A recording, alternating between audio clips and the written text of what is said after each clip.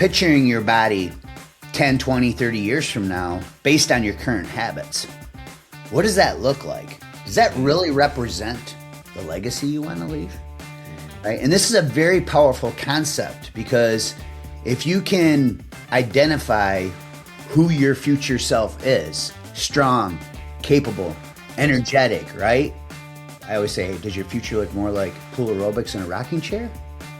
Or does it look like a legacy? By doing this now, we operate at another level because we're thinking about and acting from our future self. We're acting as if we are that person. We believe that you are strong by design, and you were made in God's image to have a strong body, mind, and spirit. You're listening to the #1 strength and health authority podcast in the world. So let's get ready to unlock your potential and transform your life in today's episode. Welcome, ladies and gentlemen, to another episode here on the Strong by Design podcast. With you today, hosting Coach Chris Wilson. So glad to have you on the show and excited for our guest, our return guest, our 4-time guest on the podcast. I don't even know if you knew that. 4 times you've been on this show, which is crazy. The first time was back in year 2 of the show, 2019, on episode 49, Relentless Faith. Great episode that Shaun did with Mike. And then he came back a few years later in November of 21, and we had a fun 75 hard and carb cycling conversation, Shaun. You remember that one? That was a 2-parter. We went long on that one. I had to break it up. And then I was at the studio for that one. I think you were in. Yeah, you were in house on that one. We did it in the break room, and we sat in bar stools. I remember it well. Mm-hmm. And then it's been over 2 years since you had another episode with Mike, titled episode 319, 5 Laws of Leanness, with Shaun Hadsall, the ripped grandpa. So I encourage all of our listeners, after you listen to this episode, please go back, and if you enjoy Shaun, which I know you will, listen to episode 49, 202 and 203, and 319.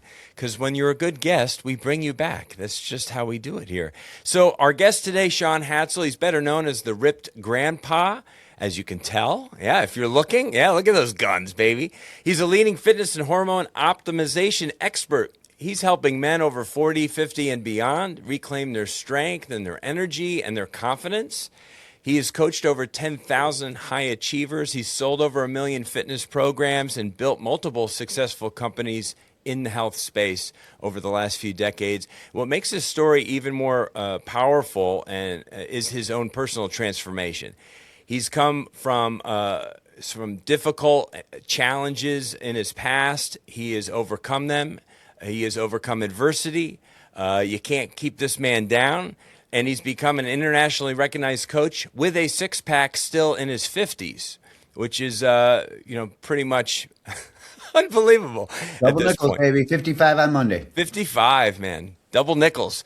Today's on a mission, what we're going to be talking about today, to help driven men build what he calls a legacy body, using smarter strategies built around hormones, metabolism, and sustainable performance, not just another diet. So I'm really anxious to hear about this because it's brand new, and everything that Shaun typically creates, it's from personal experience, and it works.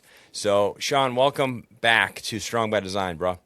Amazing to be here, brother. Thank you for having me on. I'm excited. I think this will be the best one yet because the new framework I have for my book, Legacy Body, is completely another level. It's not a fitness book. It's a leadership standard. So excited to dive in. Yeah.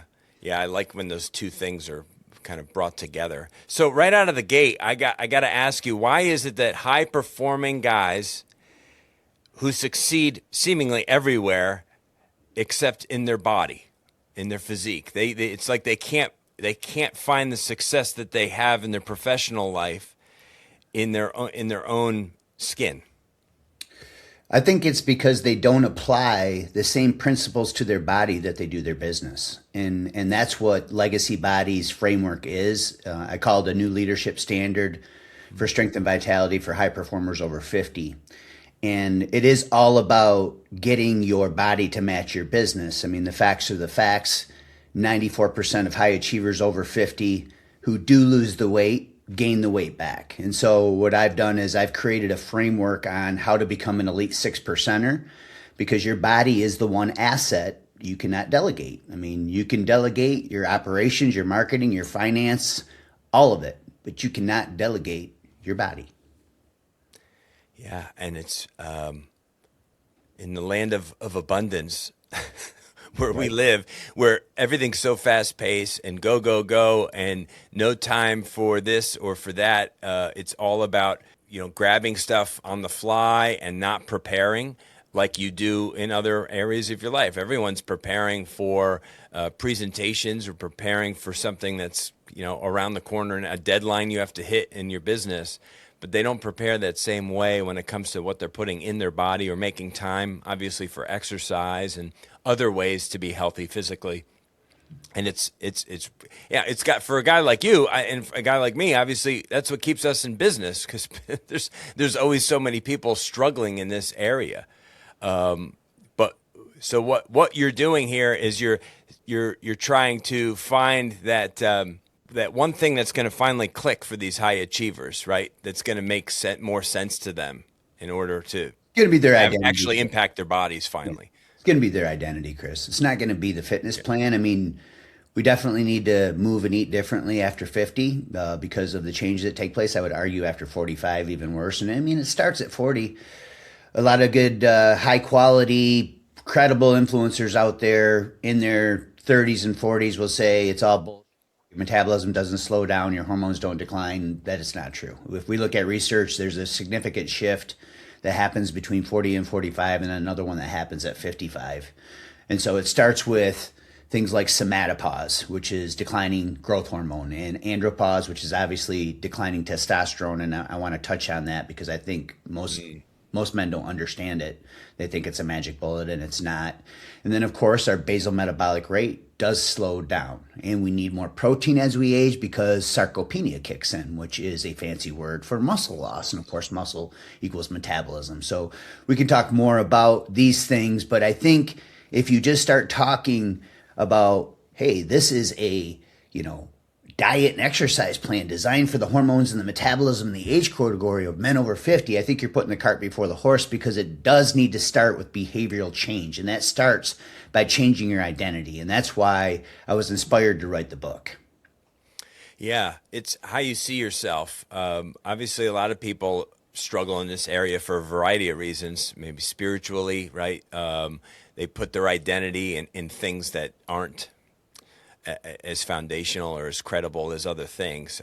They put their identity in their possessions, in their solely in their career or solely in a relationship, and obviously it's kind of a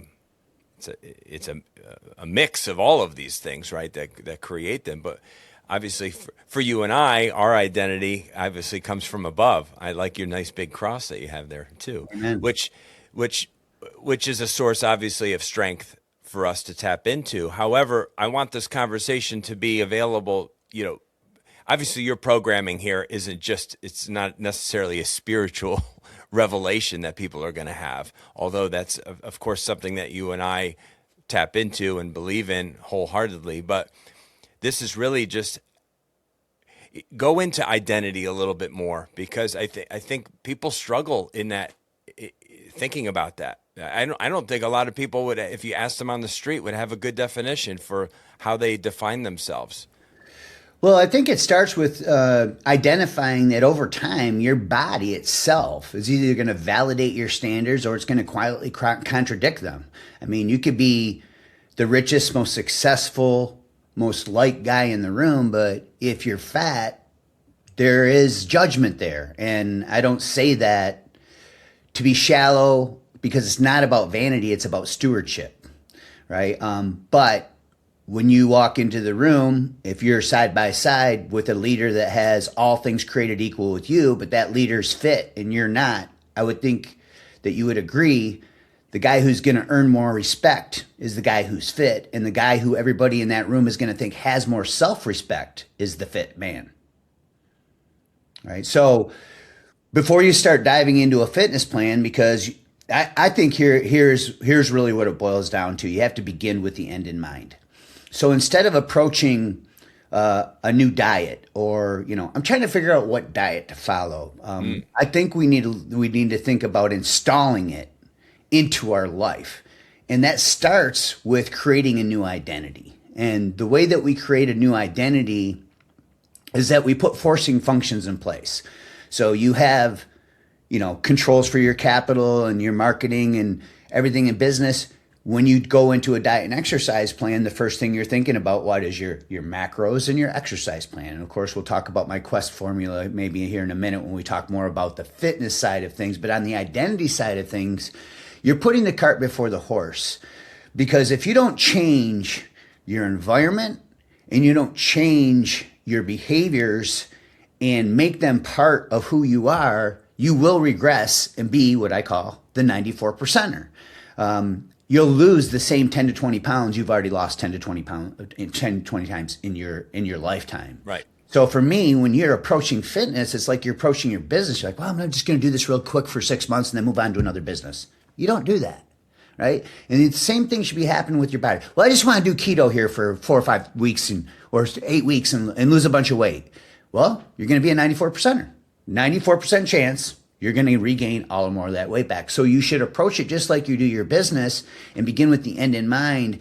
And how can I install this into my life so that I can stay lean until I'm 80, 90, 100 years old if I want to? And that starts with creating a new identity. And I have several mechanisms that we could kind of like touch on how to do that. But at the beginning of any venture that has to do with your body, what I see is the guys who don't approach the aspect of identity before diet and exercise, or at least while they dive into diet and exercise, they're going to end up regaining the weight back. Yeah. Yeah. In your book, you talk about obviously systems over willpower, right? Willpower is unreliable. But fleeting. If you have a system in place, that's usually something that can kind of hold you accountable and keep you on the narrow path. 100%. Because again, we were going back to before training, before fuel, we have to look at identity. Well, how do you create a new identity? Well, it's just like putting a system in place for your diet and exercise plan. You have to put a system in place that's going to change that identity. I mean, people look at me and they know me as the Rip Grandpa, right? That is my identity. And of course, I kind of went the other way of a client of mine would go. They have their business dialed in first, their success. For me personally, when I started my fitness journey in 1998, I entered a body transformation contest because I had no direction in life. I was fighting for custody of my daughter. And when I entered a body transformation contest, what I discovered was how fitness leaked over like a faucet of discipline into every other area. And by the end of that contest, I had joint legal custody rights of my daughter. And it was because the contest gave me a new identity and gave me new physicality. And so by the end of that contest, I would have never had the strength, the discipline, or the courage to fight for my daughter if it wasn't for the physicality that I was. You saw yourself as a different person at the end of that. Exactly. Yeah. And there's a way that we can intentionally do that. Now, I was 28 years old then, so I didn't realize it at the time. But when I look back on it, I'm just like, wow, this is really what had happened to me. Like I really was at the end of that contest because my identity had completely changed. If I wanted to win that contest and I was second place out of over 22,000 people, I had to change who I was hanging out with. So it's not just, and how do you change your environment, right? And that changes your behaviors. It becomes what I call a forcing function. So we have to put forcing functions in place in order to change our identity and in order to be able to install a fitness plan into our life and build a legacy body. 2 questions. One, how does a man actually eliminate negotiation with themselves mostly, right? And what's a simple way to design an environment that's going to set you up for winning? Well, the first thing you need to do is raise your standard, right? And so I see this with so many men. You built the company, you got the trophy wife, you got the family, but you negotiate with your body. You don't negotiate with any of those other standards. So we have to have a higher standard in place. So that's the first part. What was the second part of your question? I'm sorry, Chris. A simple way to design your environment for a win. So there's several different ways that we can do this. The first one is what I call the butler principle, right? And so to be the butler of your future body. And so I always say the secret to success with your body and your fitness and your health and your longevity and your vitality is agitation.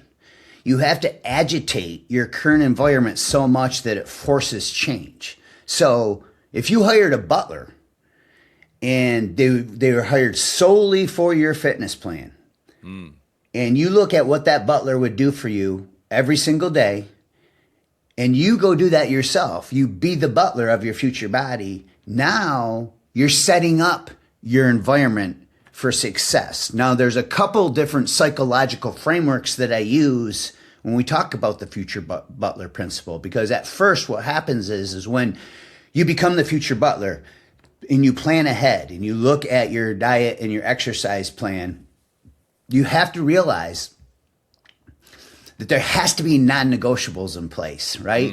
These have to be forcing functions. So there's all kinds of little mechanisms that you can use. Now, the first one that I like to do, what I like to talk about is the Pygmalion anchor. Okay. Now, this is a psychological framework where you rise to the level of expectations of those around you. So an example is if you make a promise to somebody that you love and you make a commitment to them and they'll accept you breaking that promise, that's not the right Pygmalion anchor. It has to be somebody who's going to call your ass out when you break the promise, right? And I always say that's the difference between a true mentor and a friend, right? Well, somebody's like, well, my friend so-and-so is my mentor. No, they're not. They're your friend. And so when you fall off the cliff or you screw up, they're going to accept it and say, it's okay. Let's just start over tomorrow. Well, a true mentor is going to say, this is unacceptable and you're falling short. You're not meeting your standard. You need to raise your standard. And then, something amazing happens when you do this. Other people around you will respect you more and they'll actually start rising to your level, especially if they're part of your family. Now, as I wrote this book, just being completely transparent, I saw certain areas like this where I was slacking. And so for me, writing the book was almost a therapy session for myself, reminding myself to get back to the basics of who created the Rip Grandpa, right? So if I find myself drinking too much booze, for example, right? I love my red wine. I love my vodka martinis, but should be a reward. And obviously should be in moderation, and it should not be an escape. Well, stress happens in life and we can find ourselves going to the liquor cabinet a little bit more. So just recently, a couple weeks ago, I made a man of God promise to my wife that I was not going to drink until May 31st. And so I made that promise to her, and I promised in the name of Jesus Christ because I'm a believer. Right. And she knew when I promised. You were serious. When I promised in his name, right? And it was funny, Chris, she even asked me today, she goes, well, do you want to go out tonight for date night? And I'm like, yeah, sure, we can. Just keep in mind, I'm not drinking. So, and she's fine with that. But that's the Pygmalion anchor. So it could be a family member, it could be a mentor, it could be somebody that you look up to, that you make that promise to. And then what's going to happen is you have to know before you make this promise, who will I never let down? Yeah. Like when all those years I was a C-level guy for Joel Marion. Like if I made a promise to Joel, I wouldn't break that promise. Number one, he's my paycheck, right? He was paying me. But it wasn't about that. It was about, I never want to let Joel down because all he's done for me. And so if I made Joel that promise, like I would never break that promise ever, because Joel is the type of guy that was in my life at that time that I looked up to so much that I would never let him down. And so when you use the Pygmalion anchor, you have to keep in mind that it has to be a person that's not going to accept it when you fall off. I'm not saying you can't fall off. I'm just saying you need to be making the promise to somebody that's going to call you out and get you back on the tracks. That's right. Yeah, yeah. It doesn't mean you're perfect. It doesn't mean you're you're you're not going to have an obstacle or a bump in the road or something. But what's that look like when it does happen? That person actually follows through and holds you accountable, and you get right back in line and get back on moving in the right direction. Yeah, consistency is always the best diet pill to swallow. Because we're not going to be perfect, right? We're going to fall off track. So I always say the best diet pill you can take is consistency, not perfection. And, this kind of segues into your future self concept. There's a future self concept by Ben Hardy that kind of echoes the Pygmalion effect. And that is that, picturing your body 10, 20, 30 years from now, based on your current habits. What does that look like? Does that really represent the legacy you want to leave?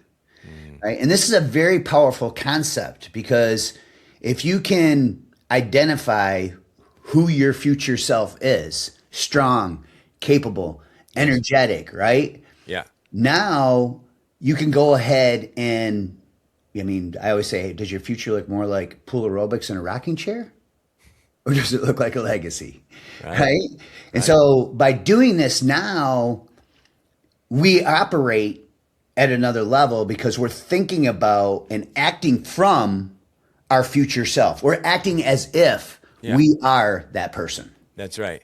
I saw a quote recently from Bobby Knight, who was the incredible basketball men's college basketball coach for all those years, right? Indiana, and then he went on. I think he was at Texas Tech or something like that. Anyway, one of the premier coaches in college hoops, and I saw a quote the other day from him, and it said, "The will to win is not as important as the will to prepare."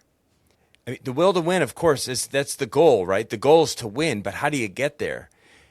By being consistent in your preparation. And if you're putting in that work and getting all those reps, when it comes right down to it at the end of when you find yourself in the championship game, all of that preparation, all of that consistency and that time and energy and effort that was put in, it's going to show up. It's going to show up. It's going to be there, and it's going to get you through it. 100%. Every battle is won before the war is fought. Totally, dude. So what actually changes? I just turned 50, so I'm a little bit behind you, but I'm catching up. What actually changes after 50 that a lot of guys are missing? Well, I think the first thing is like we talked about, right? So you have somatopause, you have andropause, you have a slower metabolism as far as we're talking about the body itself. But then we also have the lifestyle aspect of things. I know when I was 28 and I did the Body for Life contest, I was fighting for custody of my daughter. I wasn't married. I was single. I was a college student and a blue collar worker. Actually, I moved from blue collar. I started waiting tables, right? And so I had all the time in the world to plan and prepare and work out and all that stuff. All that, now I'm married, 4 kids, blended family, 10 grandkids, completely different world, right? So it's not just our hormones and our metabolism. So we need to kind of change the approach and not follow cookie cutter mainstream fitness, because it's not designed for our hormones, our age, our metabolism, or our lifestyle. But we also have to change our approach because we're busier. We have more responsibilities. Yeah, no doubt about that. Yeah, we're right in the middle of it all right now at this age. You even more so in some respects with all the grandbabies and stuff. So the commitments and stuff, it's really easy to lose track and focus of yourself when you have all of that other stuff to distract you, I guess, from what you need to be doing for yourself. But if you're not investing time in yourself, that comes at a cost to everybody else, because now you're not your best for everyone else. And so you need to find that time to invest in yourself, and it does matter. You just nailed it. Like, as people say, you don't have time to exercise or eat right, it's like you can't afford not to make the time, because it does affect everything else, right? That's right. Yep.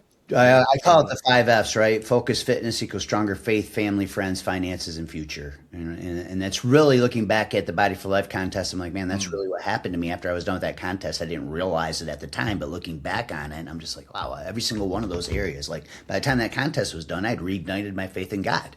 I'd paid off all my debts. I'd mended broken relationships, right? Yep. All because I committed to a fitness plan. But what you have to keep in mind is like when the going gets tough, what are you going to do? So I have a couple frameworks. The one I call the law of association is a great one. And so when people will think about the law of association as in like the gym round, you become the sum of the 5 people you hang out with most. Well, I have a little bit of a spin on it. It's about what emotion you associate with a fitness plan. Because when you first start a fitness plan, you become the butler. You make the Pygmalion anchor to a promise to somebody that you love. It's going to be painful. You're disrupting your environment so much that you're breaking old habits and old associations. So the workout is painful. The meal prep is painful. You associate with time consumption and I don't have time and this is painful and this sucks. And then something happens that I call the shift. When the shift happens, it could be a couple weeks in, it could be 3-4 weeks in. But if you just understand that it is going to suck, you're going to associate it with suckness, right? You got to embrace the suck when you start. But what's going to happen is hormonally, metabolically, mentally, physically, things start shifting and you start feeling the benefits from being consistent. And now all of a sudden you associate your fitness plan with all these benefits instead of it sucking.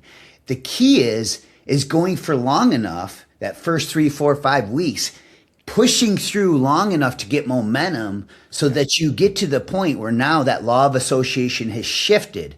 In psychology, they call this deliberate practice. Okay, so you have to deliberately practice it until you associate it with positive benefits. Right. Once you start associating it with positive benefits, now your forcing functions turn into habits. Those habits turn into rituals, and now it becomes something called automaticity. And this is the ability to do something without even thinking about it. And that's where I'm at with my fitness plan. I don't even have to think about it anymore. It's just part of my identity. It's part of who I am. I have automaticity with my fitness plan. So this is why I approach fitness with an identity aspect first, rather than just talking about more protein or what kind of exercise you're going to do. All that shit's important. But if you don't address the behaviors first and get the foundation of the behaviors in place first, you're just putting a Band-Aid on your broken bone. Yeah, there's a lot of Band-Aids on broken bones in this country. What is macro patterning in simple terms? So a lot of people think it's carb cycling. It's not. And instead of following a diet or exercise plan, my book is designed in frameworks. And we can talk a little bit more about those frameworks here in a second. Because rather than following just the diet, the exercise plan, you can just use frameworks. But what macro patterning is it's setting your macros in a set and forget fashion. And so what I do is I teach guys to just keep their protein and their fats fixed, okay? And I have a couple different days. I don't want to dive into those mechanisms or get granular on that. But what happens is you just adjust your carb intake according to your activity level, right? And so I have what's called a prime day, which is more of a deficit day, and we align that, okay? We align that with carb intake. I have a performance day where it's a weight training day. We're going to align that with carb intake. And then I have a reset day where you're going to do primarily a leg workout. It could be a long duration cardio session if you wanted to as well. It's typically on the weekends because this is going to allow you the strategic indulgence of cheating a little bit, right? Like we're going to up carbs on purpose. We're going to have a cheat meal on purpose because it's going to help adherence and it's going to help reset the fat burning hormones, leptin and thyroid. And what happens is when you start losing fat, you get something called metabolic adaptation or metabolic slowdown. And of course, the reset day is going to recalibrate your metabolism. And so when I start with guys, the first thing that we do is we just set their protein and we set their fats, and then we adjust their carb intake according to the day. Now, what does this do? Well, it systemizes everything, right? Now you have a system that you can follow, and you don't have to track. And we could talk more about my frameworks that show you how you don't have to track. So macro patterning is just a way to pattern your food so that you can install it into your lifestyle. Right. And I like that you're not like a guy who preaches restriction or elimination necessarily. And you talk about that rhythm is more important than restriction. Yeah, I call it metabolic rhythm, right? And so this is called circadian food anchoring, or circadian meal anchoring, I call it, right? And so you think of your circadian rhythm when it comes to light cycles, going to sleep and waking up at the same time, right? Those are well, your food's the same way. You can dial in a circadian rhythm. So instead of thinking in terms of fasting or extreme fasting windows, or, most high performing guys, like, Monday, they skip breakfast because they're busy. Tuesday, they have breakfast. Wednesday, they forgot to eat. Like, there's no patterning, right? This goes back to macro patterning. And so what circadian meal anchoring does is it just basically take your first meal and your last meal of the day, and we just want to make them close to the same time every single day. Right. So if you're a guy who likes to eat early, your first meal might be at 7 a.m., your last meal might be at 7 p.m. If you're a guy who eats breakfast later because you don't get hungry, maybe your first meal's at 9 or 10 and your second meal's at 7 or 8, right? Or maybe you're like me and you just don't get hungry till later in the day, because I've been experimenting with fasting on and off for years. You don't need to fast. You definitely do not need to fast. It's just another mechanism. If it works for you, it's great. For me personally, I typically eat my first meal between around 11 a.m. to 1 p.m. and I eat my last meal around 9 p.m. And that's just the way that I do it. Now, we want to do that ideally 7 days a week, but as long as you're doing it Monday through Friday, you're going to get something called hormonal entrainment, okay? And with hormonal entrainment, now you're in control of your food cycle through ghrelin pulses, okay? Now, ghrelin is the death of all diets because it's your hunger hormone. It's the hormone that makes you eat more. Well, when you use the food anchoring with circadian food, the timing of it, right, it goes away. You might find the first week is a little bit of struggle, but you just pick the window based on your schedule and you stick to that window. And now you're eliminating the number one thing that causes people to regain all the weight, and that is hunger. At the end of the day, it is hunger. Of course, there's some other things that come into play that we could talk about when we talk about my CWESP formula a little bit.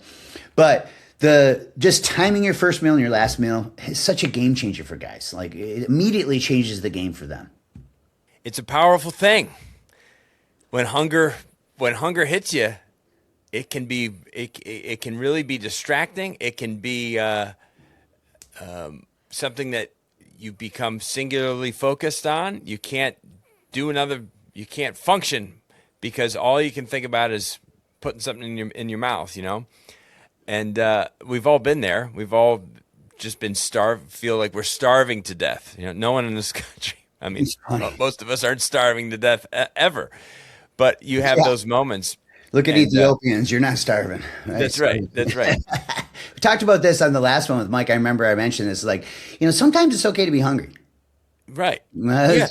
It's okay. In fact, going to bed a little hungry is that's a good thing. It depends. Depends on what works for you, right? I mean, I can have a protein shake right before I go to sleep and I'm fine. Other times I don't eat for a couple hours before bed. But at the end of the day, when your hunger kicks in and you feel a hunger pang, that's a precursor to ghrelin releasing growth hormone. So they show that people who release more ghrelin release more growth hormone. So if you change your association to it, right? It's like, okay, I'm hungry. Okay, I'm burning fat. Right. Or I'm catabolic, I'm losing muscle. Right. It's wrong thoughts, bro. And we know now that doesn't even matter, right? Like, people think that you're going catabolic when you don't eat a meal every 3 or 4 hours. We all know that that's out the window. If it works for you, that's fine, but it's just not necessary. And at the end of the day, the king of all diets is adherence, right? And so by timing that first and last meal based on your schedule, at least 5 days a week, preferably 6 or 7, it's going to allow you to have something called sustainability, which is very hard to find. Only 6%ers find sustainability. Yeah. You're in rare air with that, in that 6%. If you can sustain something, people are quick to throw the towel in just about all areas of life. So you have this CWESP thing going on here.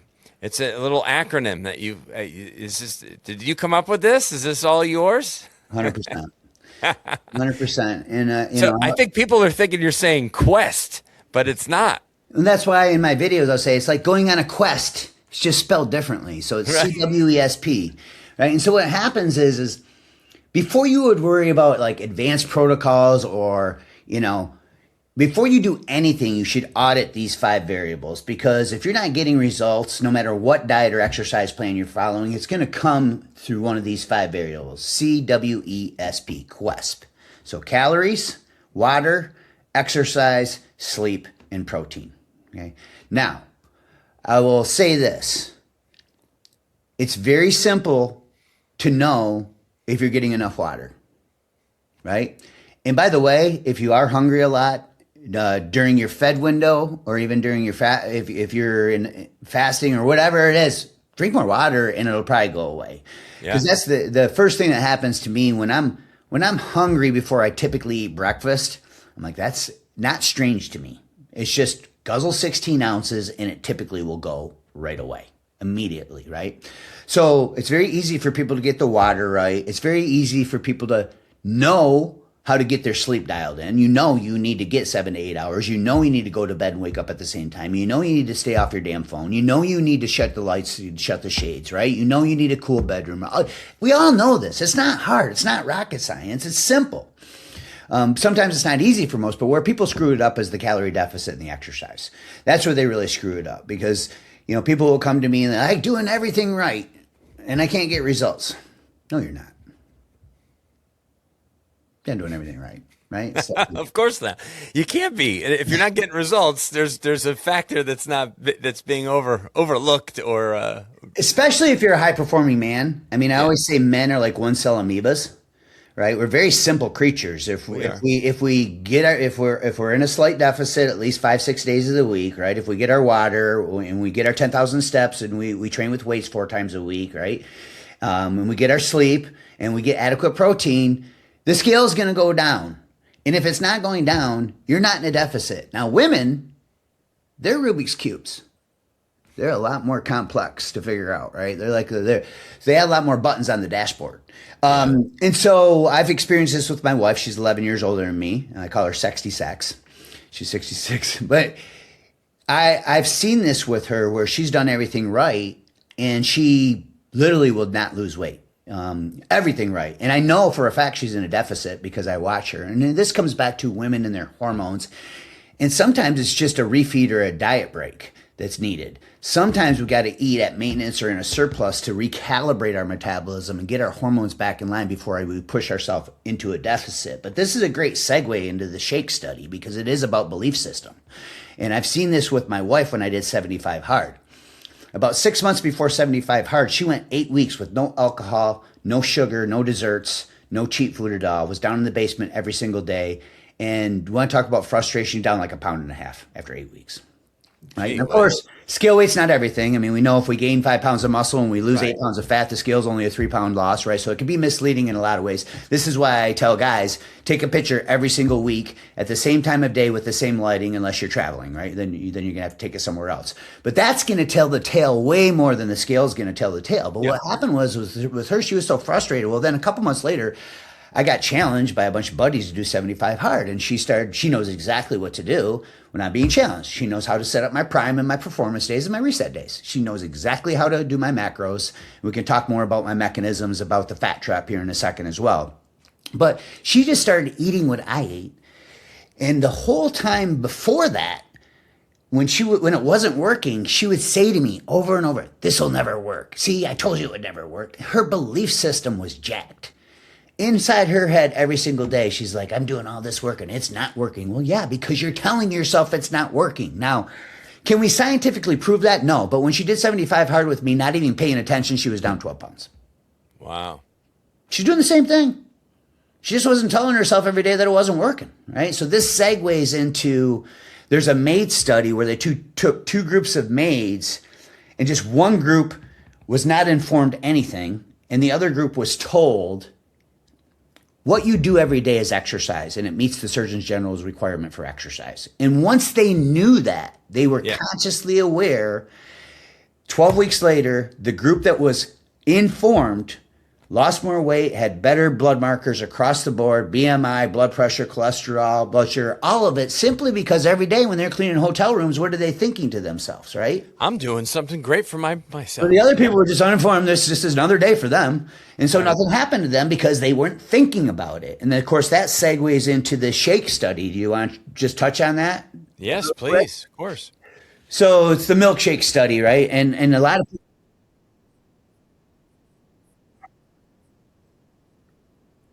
Yeah, perfect, right. So they gave two groups of dieters the same milkshake. They told one group, and it had a label on it while they drank it. Okay, it had a label. It was 620 calories, and they told them it was an indulgent, fattening shake. They gave the other group the same shake and told them it was a sensible 140 calorie shake. Okay, now in reality, it was around 300 some calories. Okay. So they went back and tested their blood after they read the label and after they drank it. And the group that thought it was a diet shake released 250% more ghrelin in their bloodstream afterwards.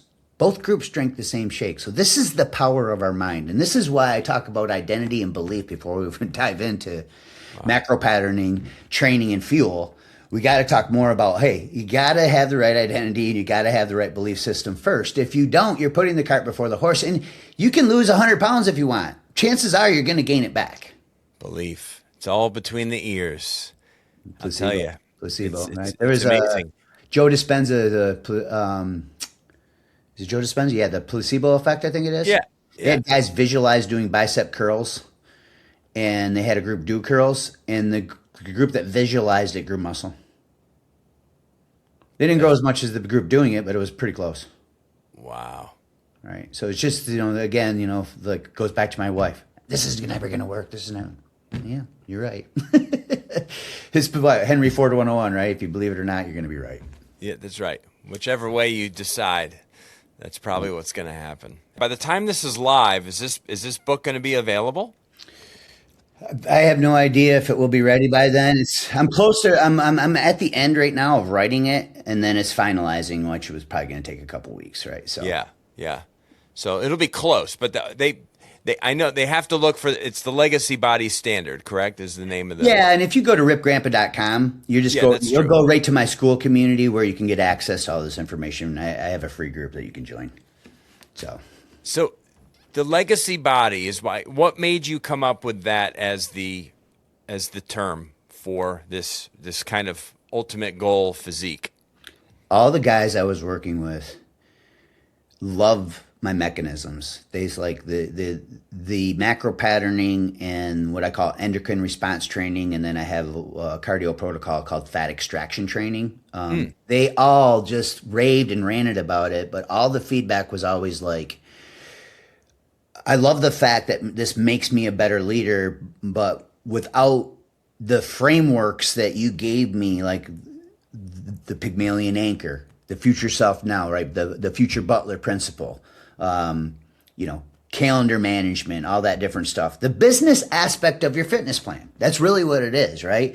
They would tell me that without that, it wouldn't matter how great my program was, because that's what allowed them to put systems in place, just like they did with their business. So I was really just taking the feedback I was getting from other people. And then as I ran it by everybody, they're like, the leadership word kept coming up, right? And so I think guys know deep down in their heart that if they're all dialed in with their business and their family life and their money, and they look in the mirror and they see somebody they don't respect physically, that there's a mismatch.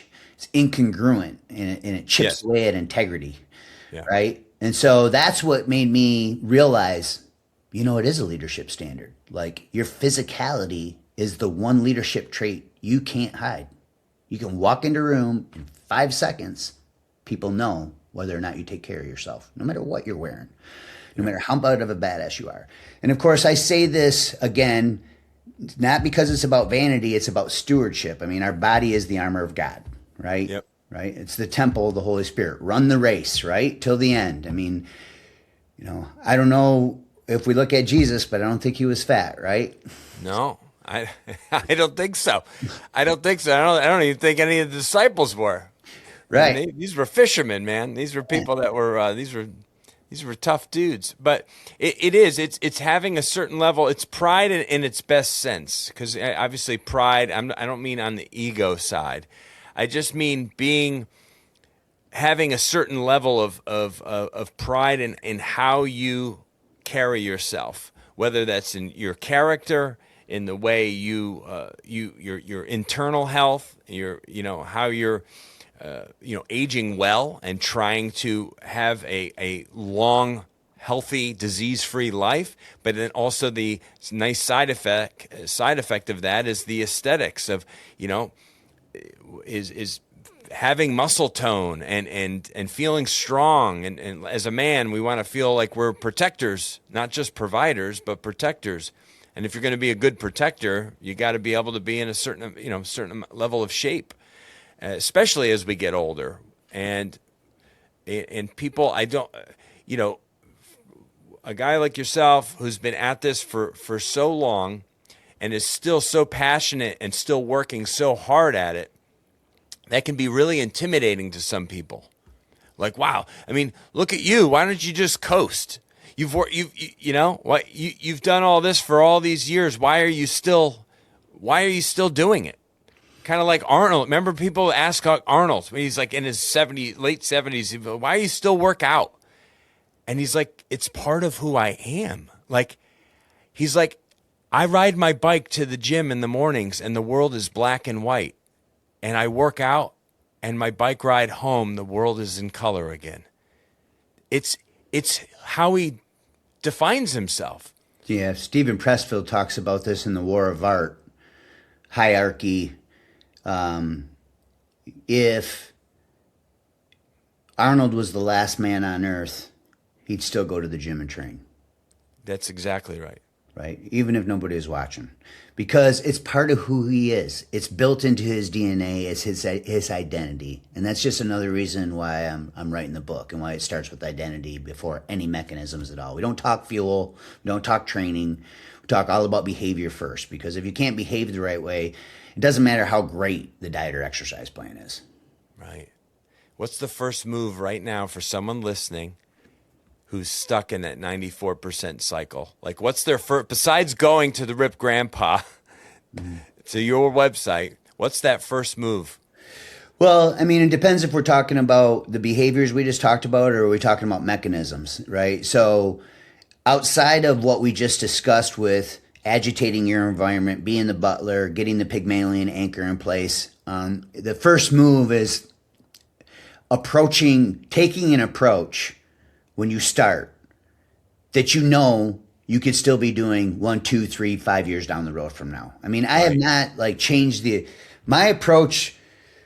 I have experimented with other things, but at the end of the day, I'm using the same exact approach that I started using in 1998 for the fundamentals and the basic fundamentals of it, right? Yeah. And so my approach has not changed. So the first move is, number one, is positioning yourself so that when you begin, that you begin with the end in mind. So that's this number one, right? And so when we talk about like the plan itself, instead of looking at diet or exercise, obviously I want you to assess and audit the 5 variables. The CWESP formula is going to be the first 5 things that you're going to do. And then, another thing to do is again, because when you make that Pygmalion promise, that's going to be a change right there, because now it's not like, it's a bad week, I'm just going to start next Monday. I mean, how many times have you heard that? Or how many times have you said it to yourself? Right? And so, again, there's no such thing as consistency. I'm going to skip a workout. I'm going to cheat sometimes when I shouldn't. Once in a while, I'm going to have more booze than I should. But goes back to one of my rules. I call it the rule of 90-10. Okay? And this is in the book.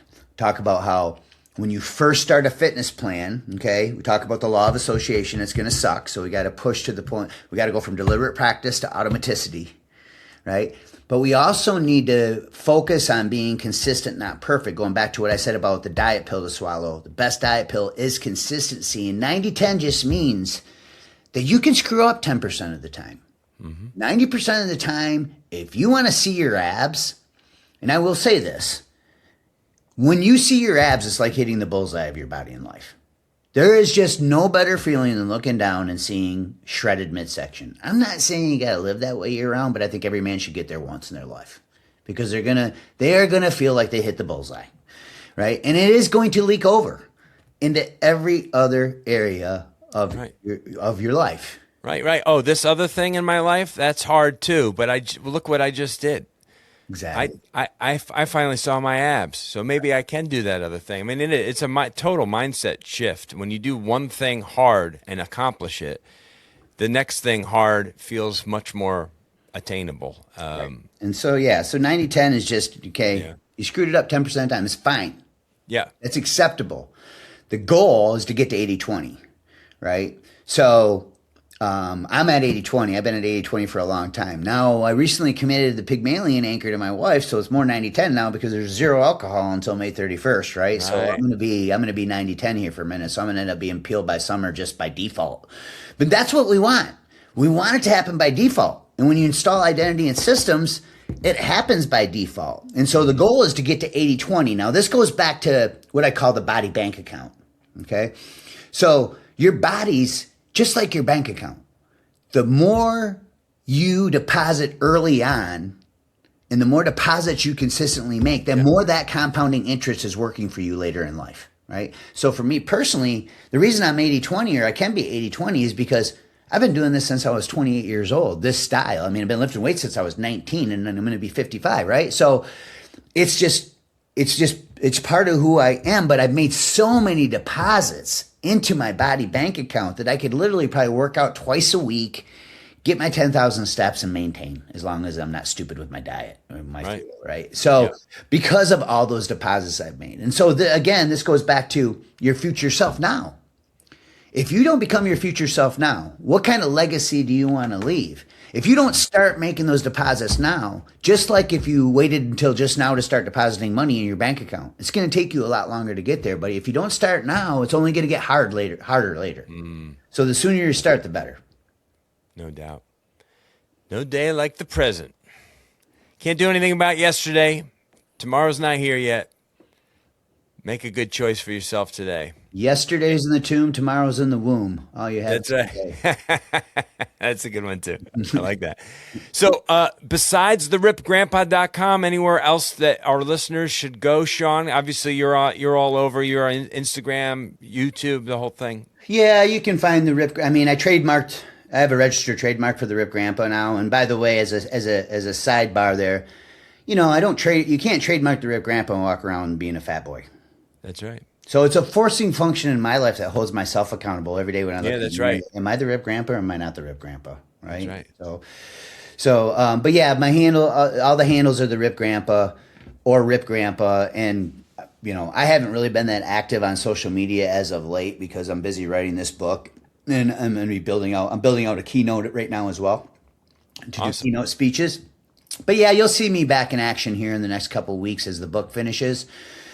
Because the book becomes the framework for all the content online. So I'm just going to be preaching all these same type of philosophies on the internet. But I really hope that the listeners understand how to take this to heart, that I could talk about. I have so many different methods. We could talk about meds, meat, eggs, dairy, seafood. We could talk about my PVC pipe method. I have all kinds of little mechanisms, Chris. But I think us discussing behavior, identity change, and behavior modification, deliberate practice that leads to automaticity, all this stuff is first base, and if you start at second or third, it's just not going to work. Again, you're putting that cart before the horse. You got to fix the behavior first.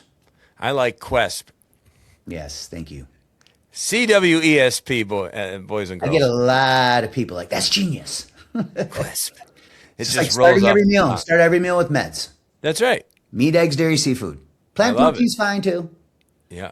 But every time you sit down to eat, make sure you take your meds. And if you just put meds on your plate first or plant protein on your plate first, you're going to eat less and you're going to lose less muscle, right? So we stop the hacks, stop cutting carbs.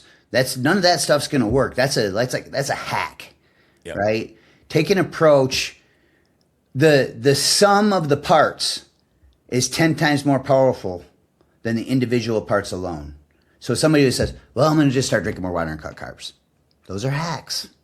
You're not changing your identity or behavior or installing new systems that are going to change your behavior. And you're much better off being consistent at the CWESP, just being consistent with them and not perfect, than you are, I'm going to cut carbs and drink more water. Right. Like that's just, you're just hacking, right? That's a 94%er amateur mentality. You got to turn pro with your body just like you do your business. Yeah, it's great. Well, thank you for the great advice, man. And hope listeners got something out of this. Go to the Rip Grandpa, wherever you are, and find out more about Shaun's new book, The Legacy Body Standard, right? Legacy Body Standard? It's called Legacy Body.